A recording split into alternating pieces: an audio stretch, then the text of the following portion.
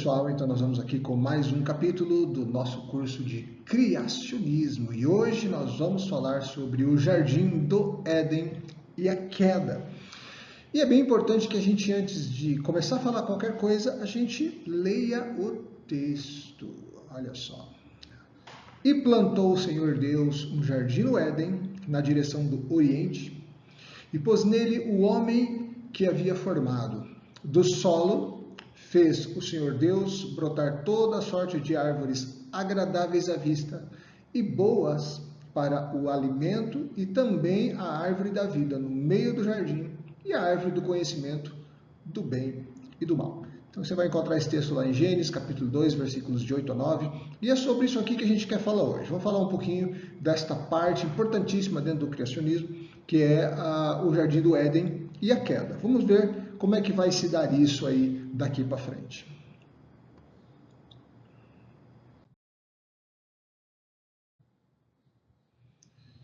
O Jardim do Éden é uma representação de um estado de harmonia perfeita entre Deus, o homem e a natureza, na tradição judaico-cristã, na nossa tradição. A queda de Adão e Eva, ao comerem o fruto proibido, simboliza a perda desse estado de graça, introduzindo o pecado e a morte no mundo. Esse evento é central na teologia cristã, explicando a condição humana e a necessidade de redenção. Bom, num primeiro momento, isso aqui parece ser uma coisa muito simples, né? E, de fato, o relato da criação da natureza e depois dos seres viventes, Adão e Eva, é algo que está impermeado assim, em toda a sociedade, no cinema, na música, na escola, nas historinhas, em todo lugar a gente vê isso. Então a gente meio que está acostumado com esse relato. Então sempre quando a gente começa a pensar a respeito do Jardim do Éden, quando a gente pensa no relato da queda, a gente tem a tendência de normatizar ou normalizar. Olha, essa foi a norma, é normal, todo mundo já sabe. Só que isso vai gerar, um pouco mais lá à frente, isso vai gerar um pouco de discussão a respeito da naturalidade desses fatos, ou pelo menos do efeito milagroso desses fatos. É sobre isso que a gente quer falar um pouquinho agora nesse vídeo.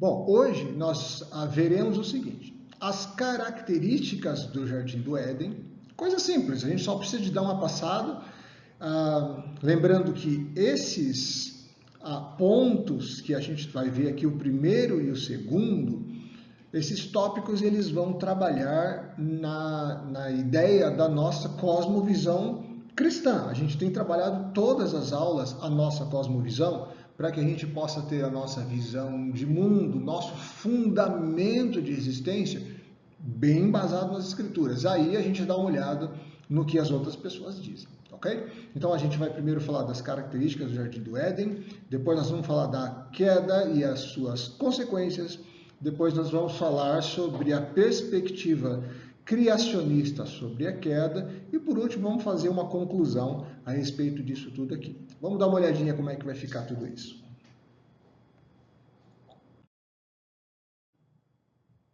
O Jardim do Éden e a queda, as características do Jardim do Éden. Nós vamos falar de várias características aqui agora.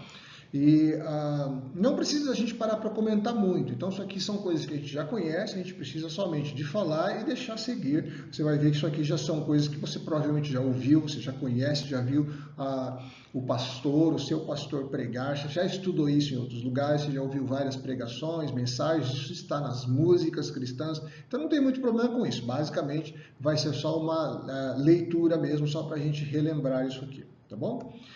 Então, em primeiro lugar, a perfeição e a harmonia, ou o Jardim do Éden, era um lugar que, como não havia presença de pecado, não havia presença de erro, então lá ele tinha a sua perfeição e a sua harmonia como estado natural da criação, estado original da criação. Então não havia presença de doença, de morte, de sofrimento, e a perfeição, na verdade, ela significava uma espécie de harmonia com tudo que Deus queria, com tudo que Deus fez no seu momento primário de criação.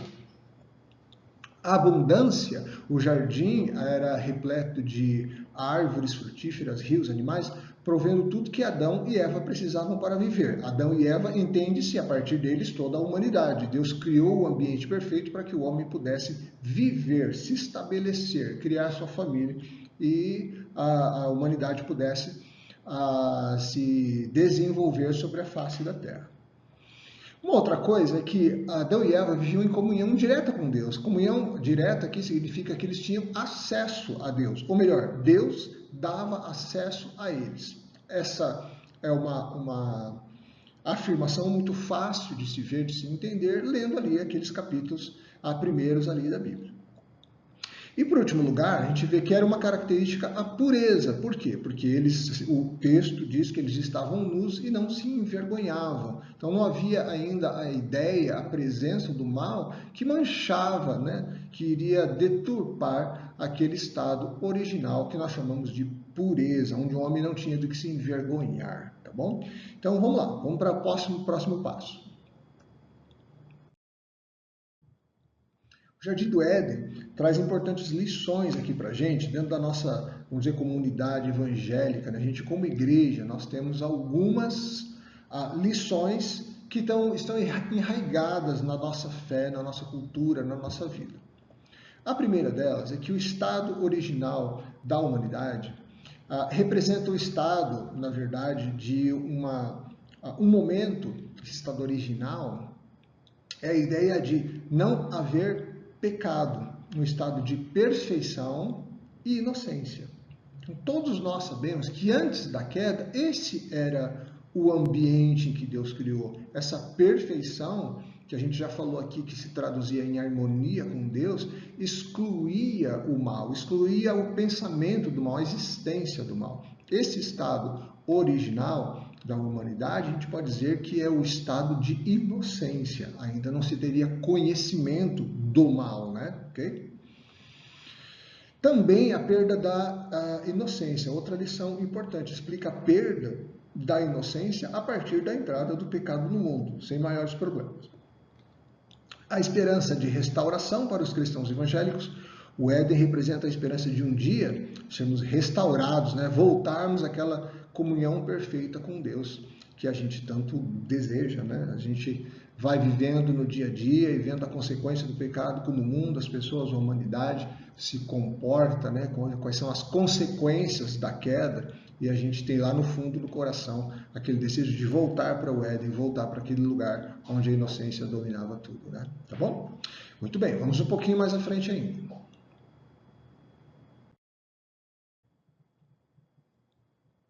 A importância para os cristãos, né, evangélicos de hoje. Qual a importância de tudo isso que a gente tem falado aqui do Jardim do Éden e a sua queda, né? Então, em primeiro lugar, a importância da doutrina explica a origem do pecado.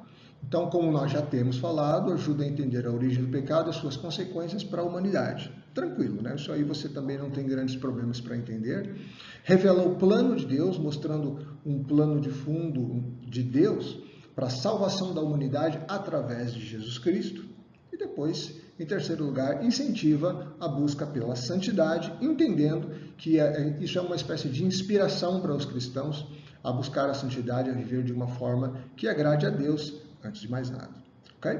Então, essa aqui são talvez os 3 pontos de grande influência que o Jardim do Éden tem sobre a humanidade. E certamente o ponto mais importante é o momento de retornar para Deus sem a presença do pecado. Talvez isso seja a coisa mais importante para nós.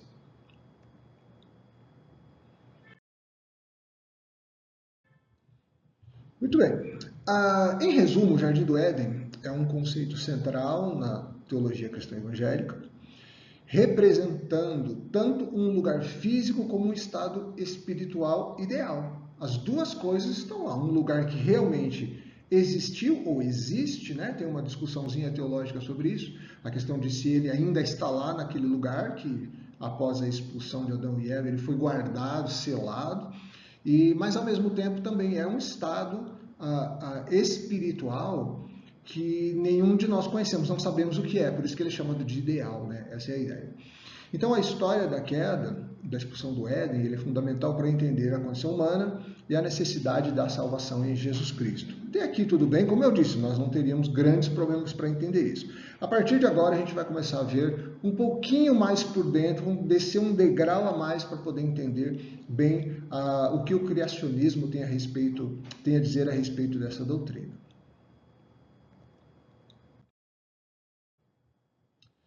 A queda, o pecado e suas consequências. Agora vamos dar uma olhadinha. A gente viu os conceitos, o que a gente já aprendeu até hoje nas nossas igrejas, com os nossos pastores, e agora a gente vai ver um pouquinho mais, um lado um pouco mais teológico no sentido sistemático, né? Vamos entender um pouco mais as consequências do pecado para a nossa vida e também para a existência do universo. Consequências espirituais: separação de Deus, cegueira espiritual e morte espiritual. Na verdade, a separação de Deus já é a morte, mas num primeiro momento a gente só entendendo que houve uma ruptura no relacionamento entre Deus e o homem, a cegueira espiritual, então a partir daí o homem meio que se torna perdido, morto, né? Ele não tem mais condição de achar o caminho por si só, e isso então se estabelece sob a nomenclatura de morte espiritual, né? O homem ficou morto, ele morreu porque saiu da presença de Deus.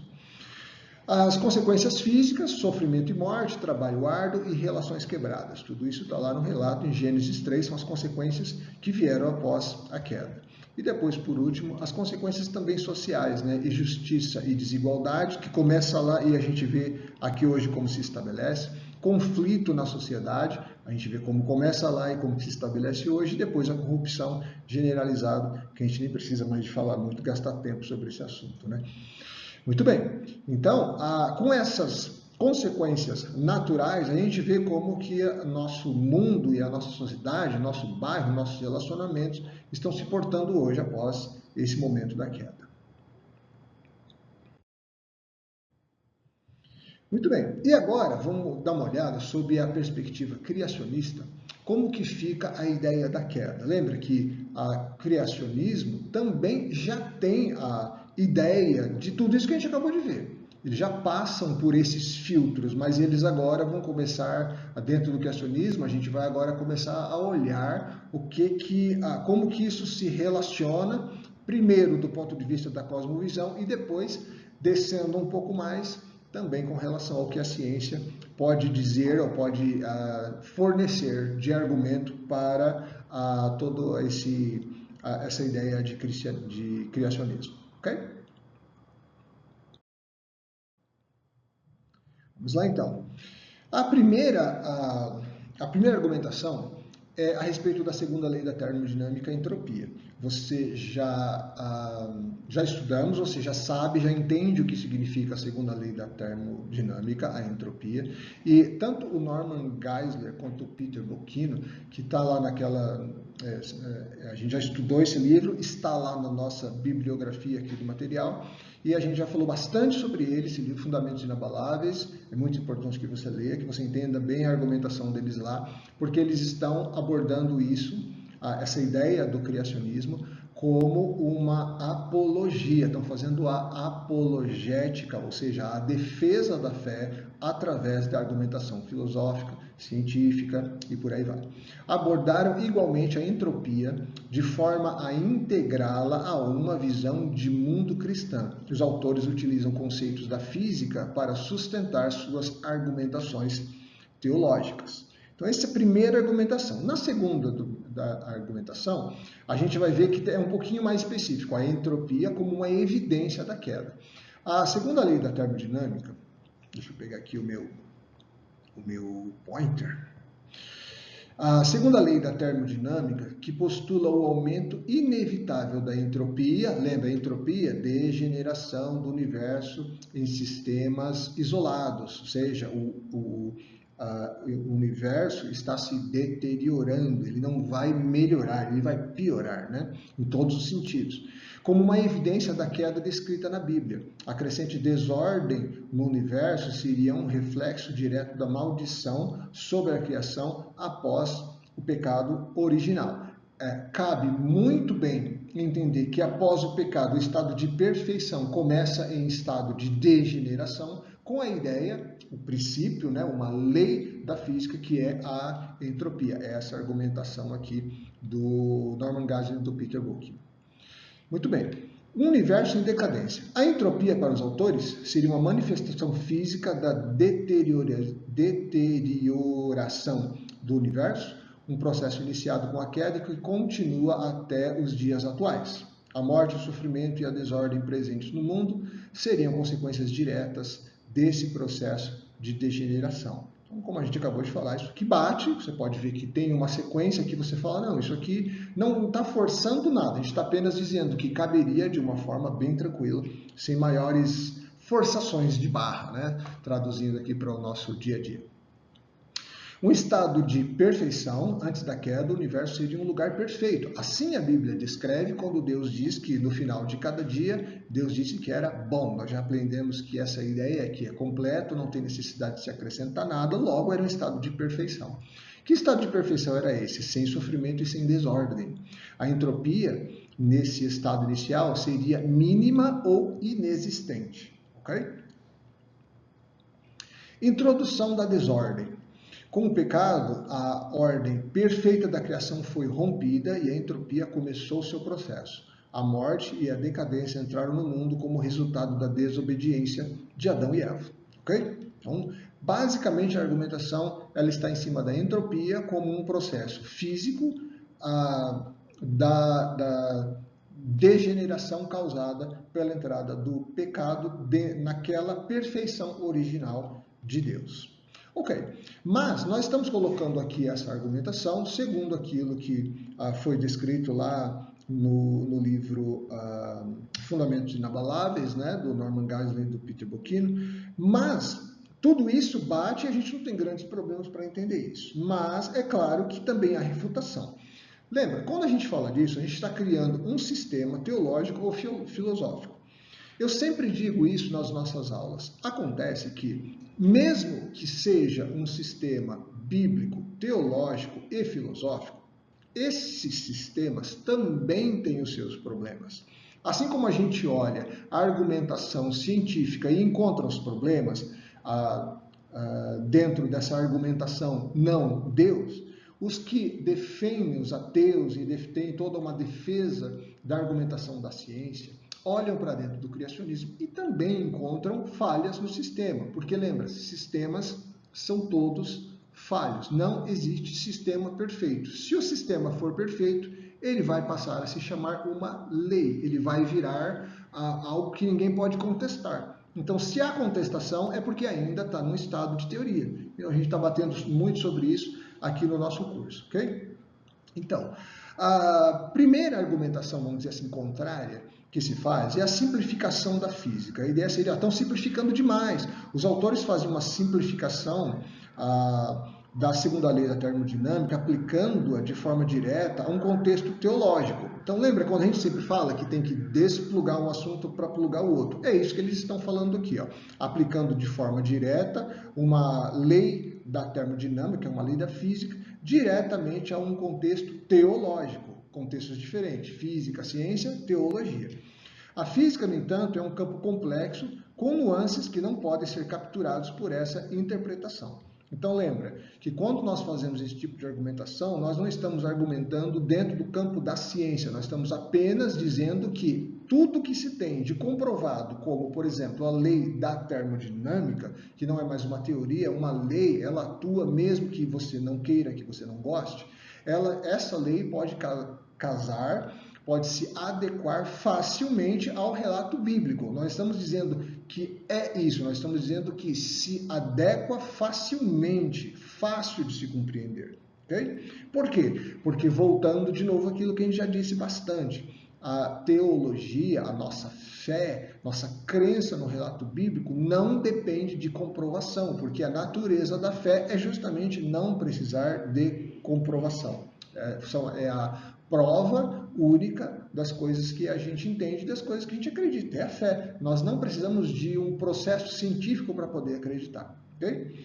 E depois, num segundo momento, a gente vai ver a falta de evidências empíricas. Também são as argumentações fora do criacionismo, dentro da ciência, para poder dizer para nós o seguinte, ó, não há evidências empíricas. Evidência empírica é aquilo que pode ser comprovado, pode ser visto, pode ser testado. Então, não há nenhuma evidência empírica direta que correlacione a entropia com um evento histórico como a queda. A relação entre física e teologia é complexa e ainda é objeto de debate nos nossos dias. Então veja, não há nenhuma evidência empírica de que foi isso. Ok, nós entendemos por quê. Como acabamos de dizer, nós não precisamos de nenhuma prova empírica, nós simplesmente cremos. Mas lembre que toda a argumentação da ciência, toda a forma que tem sido criado dentro da ideia das explicações para a existência do universo e do ser humano também não tem comprovação empírica. Por quê? Sistemas não são perfeitos, sistemas têm as suas falhas. Então nós continuamos no mesmo barco. Se por um lado nós estamos usando uma simplificação da física, não tem problema, porque a gente não se usa da física para provar nada. Nós estamos apenas dizendo que uma lei que existe no universo bate com o relato bíblico, mas nós não precisamos da comprovação dessa lei para poder crer. Em segundo lugar, a falta da evidência empírica. De fato, o criacionismo tem mesmo a falta de evidência empírica, mas todos os outros sistemas não criacionistas também têm o mesmo problema. Então, 0-0, ninguém está levando vantagem nenhuma nisso aqui. Ok? Muito bem, então agora para a nossa reflexão de todo esse conteúdo que a gente teve aqui, eu queria que você comparasse duas afirmações. A primeira delas é a seguinte, ó. Quem disse isso foi o Carl Edward Sagan. Ele diz o seguinte, ó. Acreditar em Deus é desprezar todos os mistérios do mundo e todos os desafios à nossa inteligência. Simplesmente desliga-se a mente e se diz, foi Deus quem o fez. Esse Carl Edward Sagan aqui, ele foi um grande defensor do ceticismo, como você está vendo aí, ó, e o uso do método científico. Então, em primeiro lugar, o Sagan, o que ele fazia? Porque ele já morreu, né? Ele tirava toda a ideia de fé, dizendo que isso seria uma ignorância muito grande do ser humano, e ele só vai aprovar a verdade diante daquilo que pode ser exposto e aprovado ao método científico. Como nós vimos na nossa última aula, o mundo dos nossos dias, o mundo pós-iluminismo, delegou a existência da verdade, ou a prova da verdade, da realidade, para a ciência por causa do método científico. Então, nós já vimos que isso, é claro, é óbvio que foi um erro, nós já vimos que toda essa era da ciência também comprovou-se que ela também não é eficaz, ela também falhou, ela também não funcionou, e a ideia de que o ceticismo, lembra, é a pessoa que não crê em nada que não seja aprovada pelo método científico, pelos olhos da ciência. Essa é a posição do mundo cético, do mundo ateu, do mundo anticriacionismo. E as pessoas têm todo o direito de concordar com ele e acreditar no que elas quiserem, sem nenhum problema. Agora, vamos comparar, levando em consideração a queda e a entrada do pecado, certo? A consequência da queda. Então, por outro lado, nós tivemos um outro sujeito também muito importante, muito interessante, que disse o seguinte, porque o salário do pecado é a morte, mas o dom gratuito de Deus é a vida eterna em Cristo Jesus, o nosso Senhor. Quem disse isso foi o apóstolo Paulo. Um homem que gastou a vida trabalhando para que o conhecimento da verdade bíblica aos olhos de Deus, como o conteúdo máximo do cristianismo, fosse conhecido em todo o mundo em que ele habitava, certo? Então aí fica assim, duas coisas para a gente poder comparar. O mundo do ceticismo, onde quem diz o que é verdade é o método científico, e por outro lado, o apóstolo Paulo afirmando que toda a verdade bíblica ela vem a partir da revelação do próprio Deus na pessoa de Jesus Cristo. Lembra que quando ele fala aqui, ó, o salário do pecado é a morte, ele não está se referindo às nossas mazelas, à nossa falta de caráter, o efeito do pecado no ser humano. Ele está se referindo ao pecado lá do Jardim do Éden, o pecado original de Adão e Eva. Ok? Então, uma vez que nós podemos refletir um pouquinho sobre isso, nós vamos passar para as nossas duas últimas perguntas aqui desse nosso capítulo de hoje. A primeira pergunta é: qual tem sido a consequência da descrença no relato divino? Será que essa descrença está tornando o mundo melhor ou pior? Você acha que a entropia está cada vez mais evidente, não apenas no mundo físico, onde você compra o seu carro zero quilômetro, todo bonito na concessionária, e depois de 2 anos ele já está gasto, já precisando de manutenção, dependendo, óbvio, do tanto que foi rodado, ou mesmo que você não rode nada, você tira o carro, guarda ele na garagem, 10 anos depois você vai ver, ele já sofreu toda a ação do tempo, da corrosão, que nada mais é do que o efeito da entropia. É uma lei, tudo está se deteriorando. Mas vamos pensar sobre isso também, essa lei da entropia agindo na forma como as sociedades se organizam, na forma como as sociedades buscam segurança e o que elas têm encontrado, e também da maneira como a sociedade tem encontrado a sua subsistência. Nós estamos vendo o mundo melhorando ou piorando. A lei da entropia está ou não está atuando sobre todos os processos da existência? E depois, uma última pergunta: como que isso tem chegado à nossa sociedade para nós? Agora, como que isso está afetando a gente? Como que você vê a segurança, como que você vê a saúde, como você vê a educação, como você vê moradia, enfim, a estrutura que o ser humano precisa para tocar a sua vida. Isso está afetando a gente ou não? Então, são perguntas, são pontos importantes aqui do nosso curso. E hoje, então, eu espero que você tenha tido uma boa compreensão a respeito do que o criacionismo diz a respeito dessa parte tão importante do nosso curso, da história, né, da existência, que é o Jardim do Éden e a queda. Então, nós vamos parando por aqui com esse nosso 6º capítulo. Aguardo você no próximo, na próxima parte, né, o capítulo 7. E eu desejo que você, uma vez tenha entendido muito bem tudo isso, e que você possa reorganizar sua mente, seu coração e frutificar para Deus esse tempo de vida que Ele nos dá. Ok? Vejo você na próxima aula.